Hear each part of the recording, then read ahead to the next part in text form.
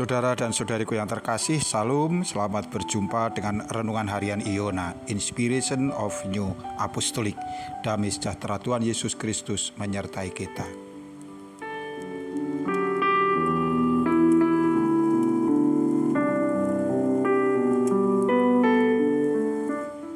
Kita membaca firman Tuhan dari Injil Lukas pasal 17 ayat 14 sampai dengan 16.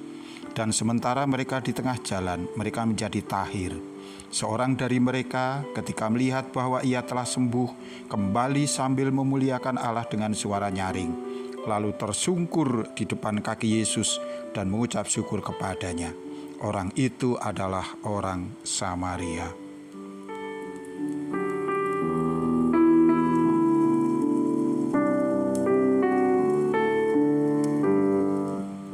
Saudara dan saudariku yang terkasih, ke-10 orang kusta mendapat perintah dari Tuhan Yesus untuk pergi memperlihatkan diri mereka kepada imam-imam. Ini sama sekali tidak ada hubungannya dengan sakit kusta yang mereka derita. Karena saat perintah ini diberikan, tubuh mereka masih dalam keadaan sakit. Tetapi begitulah mereka melakukannya dengan percaya. Dan ketika kemudian di tengah jalan penyakit mereka lenyap, pasti mereka sangat kaget. Tak menyangka bahwa begitu cepat permohonan mereka dikabulkan. Seketika, tanpa proses yang lama, kondisi mereka berubah. Dari semula sakit, nyeri, kaku, dan juga sedih, malu, tertekan, kini berubah menjadi ringan, segar, riang, tanpa beban. Ini tentu perubahan yang luar biasa. Bukankah mereka sebelumnya pasti juga sudah berusaha dengan segala cara untuk mencari kesembuhan? Bisa jadi harta mereka telah habis terkuras untuk membayar juru sembuh yang meskipun banyak janji-janjinya tetapi tidak ada hasil apa-apa. Kekecewaan demi kekecewaan telah mereka alami. Kemungkinan juga mereka sudah mulai putus asa dan menyerah dengan keadaannya yang begitu pahit. Kini semua keluh kesah, sakit dan derita itu telah lenyap. Lalu bagaimana mereka menanggapi peristiwa yang sangat penting dan luar biasa ini? Bisa jadi mereka sempat berdebat ketika salah seorang dari ke-10 penderita kusta itu memutuskan untuk memisahkan diri dari kelompoknya dan memilih kembali kepada Yesus.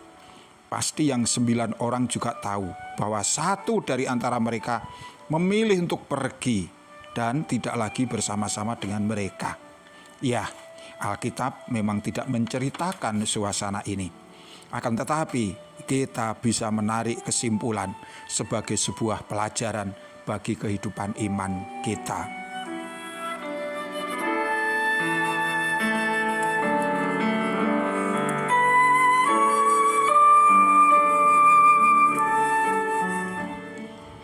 Saudara dan saudariku yang kekasih, sebuah pertanyaan muncul, mengapa ke-9 orang yang sudah menjadi tahir itu, yang telah menerima karunia yang begitu besar dari Tuhan, mereka tidak kembali kepada Yesus?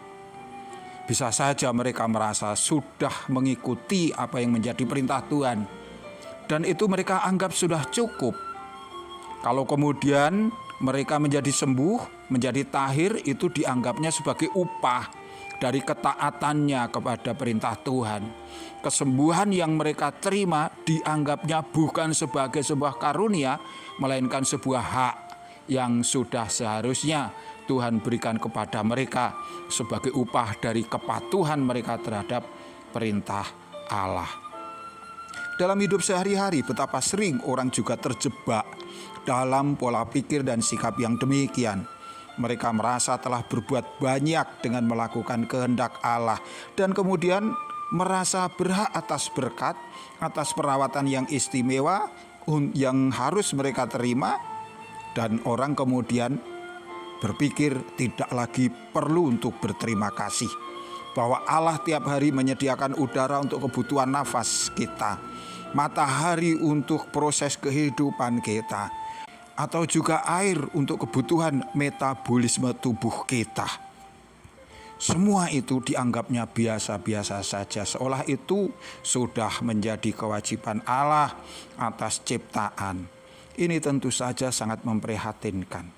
di mana kehadiran Allah tidak dianggap, pekerjaannya tidak dihargai, karunia-karunianya tidak dijunjung tinggi.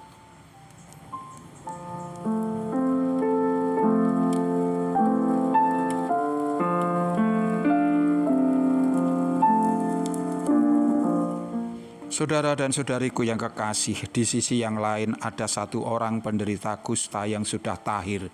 Ia memutuskan untuk berbalik kepada Tuhan. Sikap ini sungguh luar biasa. Ia berani menentang arus, sementara ke-9 orang yang lain mungkin merecoki maksudnya. Ia tetap teguh dalam niat untuk kembali kepada Tuhan, untuk mengucap syukur, untuk memuliakan Allah, dan untuk tersungkur di depan kaki Yesus. Ia siap dengan segala risiko ketika ia memilih berbeda dengan pendapat banyak orang.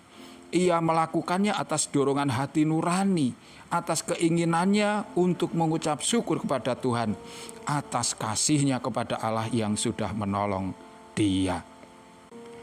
Hidup sebagai anak Allah sekali waktu juga harus berani berbeda dengan orang banyak. Kita tidak perlu takut diolok-olok, dianggap kolot, kuno, atau bahkan aneh ketika kita memilih untuk patuh kepada Allah, taat kepada Tuhan. Mungkin sikap yang demikian sudah tidak dihargai lagi oleh banyak orang. Dianggap itu sudah tidak relevan dengan kehidupan modern dan lain sebagainya. Tetapi bagi kita, dorongan hati nurani kita yang mengasihi Allah tidak bisa dihalangi oleh apapun. Kita ingin senantiasa bersyukur atas segala yang kita terima, apapun itu. Allah telah mempertimbangkannya demi kebaikan kita. Kita ingin senantiasa tinggal di dalam Allah, di dalam ucapan-ucapan syukur, dan di dalam segala kebaikan yang boleh kita terima. Baik untuk waktu yang telah lalu, waktu yang sekarang, tetapi juga untuk rencananya yang indah bagi engkau dan saya pada masa yang akan datang. Tuhan Yesus memberkati. Sampai jumpa. Amin.